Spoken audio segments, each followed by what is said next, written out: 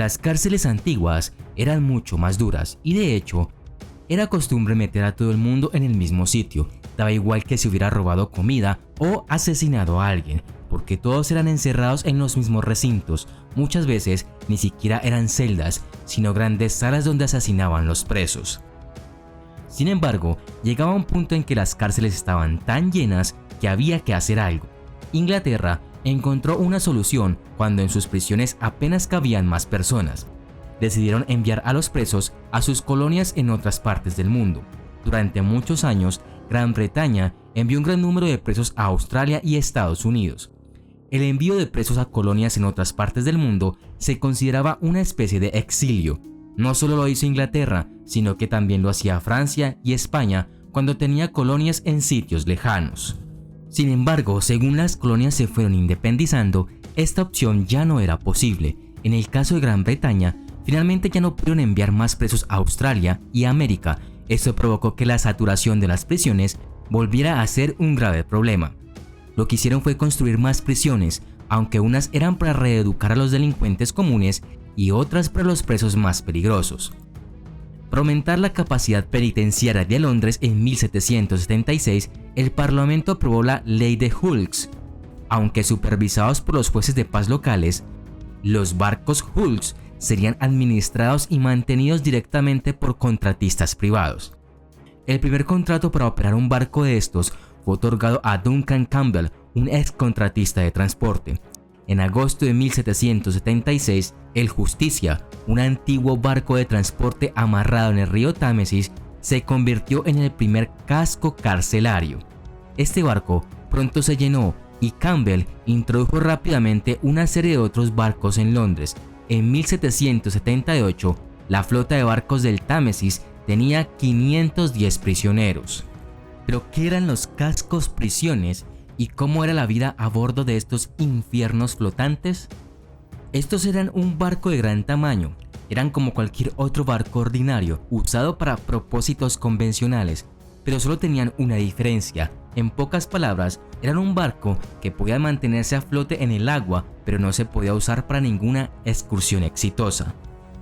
A cargo del casco de la prisión estaría un capitán que estaba acompañado por un cierto número de oficiales inferiores, con un capellán y un cirujano. También a bordo solía haber un hospital. Una vez juzgados y sentenciados, los convictos fueron enviados a un barco de recepción durante 4 a 6 días, donde fueron lavados, inspeccionados y se les entregaba ropa, mantas, tazas y platos. Luego fueron enviados a un barco prisión, asignados a un comedor y a una cuadrilla de trabajo. A las 5 de la mañana, los presos se enrollaron y guardaron sus hamacas. Luego se abrían las salas y los hombres se lavaban en abrevaderos y se vestían. Los uniformes eran importantes, ya que distinguían a los convictos de los trabajadores comunes en los astilleros. Los prisioneros mantenidos en los cascos fueron puestos a realizar trabajos forzados en los astilleros o en las orillas de los ríos. Este trabajo era agotador. Las cuadrillas de presos encadenados proporcionaron un espectáculo moral y un ejemplo para todos los que los vieron. El desayuno consistía en 12 onzas de pan y una pinta de cacao. Las raciones proporcionadas por los contratistas eran inadecuadas, ya que no proporcionaban a los reclusos la energía ni la nutrición necesarias para realizar tan arduo trabajo. Esto se hizo a propósito. La ley parlamentaria que autorizaba el uso de cascos estipulaba que los convictos debían recibir poco más que pan, cualquier comida tosca o inferior, agua y cerveza pequeña. Con frecuencia, los convictos pasaban hambre y a menudo estaban desnutridos. Este régimen era tan castigador que al poco tiempo los hombres se desmoralizaban, se debilitaban y eran susceptibles a las enfermedades. El saneamiento deficiente y las condiciones de hacinamiento significaban que la infección podía propagarse particularmente rápido. Desde la primera introducción de los barcos abundaron enfermedades como el cólera, la disentería y el tifus. Ninguno de los barcos tenía instalaciones de cuarentena adecuadas y existía un riesgo continuo de contaminación causado por el flujo de excrementos y desechos humanos. La tasa de mortalidad de los convictos fue excepcionalmente alta. Durante los primeros años de los cascos, las tasas de mortalidad eran de alrededor del 30%. Entre 1776 y 1795 murieron casi 2.000 de los 6.000 convictos que cumplían su condena a bordo de estos barcos. En respuesta a esto, se mejoró la dieta y se brindó una mejor atención médica. Cuando los hombres eran sacados de los cascos en cuadrillas y llevados a los rastrilleros a trabajar, eran recibidos en tierra por oficiales intendentes y guardias. Los convictos viejos y enfermos se quedaban para cocinar, limpiar y reparar zapatos y ropa. Todos los hombres debían usar una cadena pesada en uno o ambos tobillos en todo momento. Si se portaban mal, se incrementaría el peso de sus grilletes. Al almuerzo, los convictos regresaban a los barcos para comer.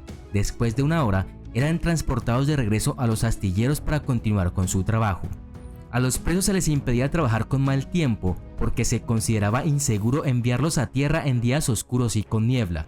Se temían los intentos de fuga y los supervisores registraban a los hombres de forma rutinaria. Los oficiales procedían a buscar debajo de los chalecos de los hombres para evitar que escondieran ropa, lo que les permitiría disfrazarse y escapar entre los trabajadores libres. No menos de 17 de esos intentos de fuga habían tenido lugar entre los convictos en un año, aunque de estos solo 3 lograron escapar. Los convictos eran llevados de regreso a los cascos y se les permitió lavarse antes de servir la cena. Después de la cena, se esperaba que los convictos participaran en las oraciones vespertinas. La salud mental de los presos también se vio comprometida. Los prisioneros sufrían de una depresión de ánimo, la disciplina era severa. Con frecuencia, los convictos eran encerrados con grilletes, en parte para evitar la posibilidad de nadar hacia su libertad. Por la noche, los encerraban debajo de la cubierta y los prisioneros simplemente se dejaban solos entre las filas de hamacas. Las infracciones se castigaban con flagelaciones, hierros extra y, para los peores infractores, confinamiento en el agujero negro. Las luces se apagaban y las escotillas se cerraban a las 9. Hasta los últimos años del establecimiento de los convictos, los barcos no se dividían en celdas.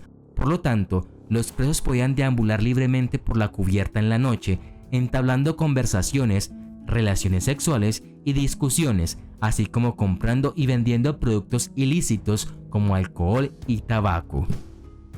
Confinados en grandes espacios abiertos debajo de la cubierta, tenían muchas oportunidades de trabajar juntos y formular planes de acción. Cada barco solo tenía un sexo y en su mayor parte eran hombres.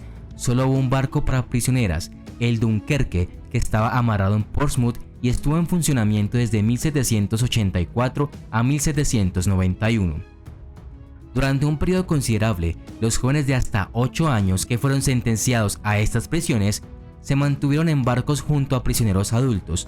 Los niños entre 11 y 19 años representaban hasta el 10% de los presos. Vivían en las mismas condiciones atroces que los hombres, aunque inevitablemente enfrentaban peligros adicionales debido a su juventud. Alrededor de 1825, el Euryalus en Chatham se convirtió en un barco únicamente para niños. Aquí el régimen fue especialmente severo. En el Reino Unido, el recurso de los barcos de prisión se mantuvo durante todo el siglo XIX y de forma ocasional en el marco de la Primera y la Segunda Guerra Mundial y hasta los años 70. Poco a poco fueron cayendo en desuso debido a su antigüedad.